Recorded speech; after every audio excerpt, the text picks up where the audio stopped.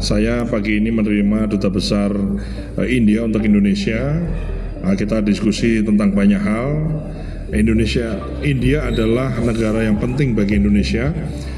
Secara kultur kita punya kesamaan, kemudian kita juga dalam perdagangan, dalam trade antar dua negara juga secara signifikan, ya kita banyak juga mengambil barang dari India dan banyak juga barang dan produk kita yang diambil dari India, sehingga secara kultur, secara budaya, secara perdagangan India adalah negara yang sangat penting bagi Indonesia. Dan hari ini kita mendiskusikan salah satu topik utamanya adalah bagaimana India itu kemudian bisa mengamankan kebutuhan pasokan ureanya yang salah satu sumbernya adalah berasal dari Indonesia.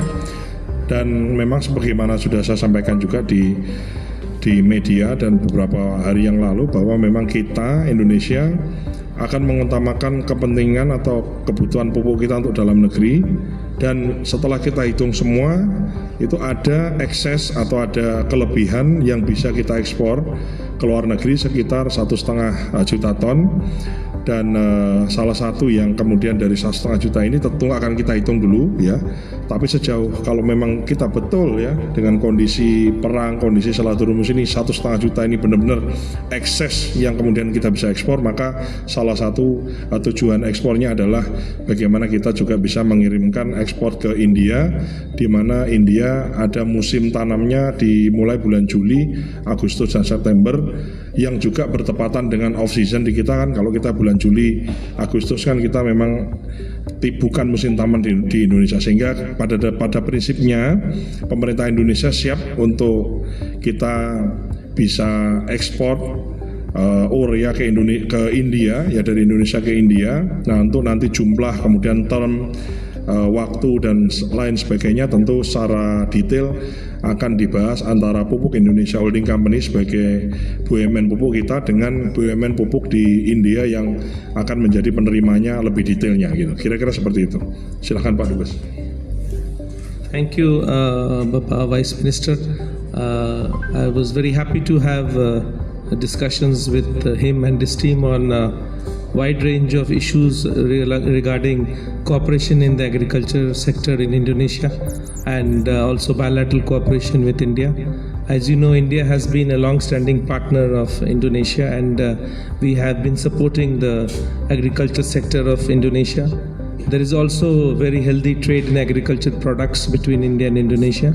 So we discussed those issues also, and we have seen how agriculture productivity and production in Indonesia has increased, and we spoke about how we can support that.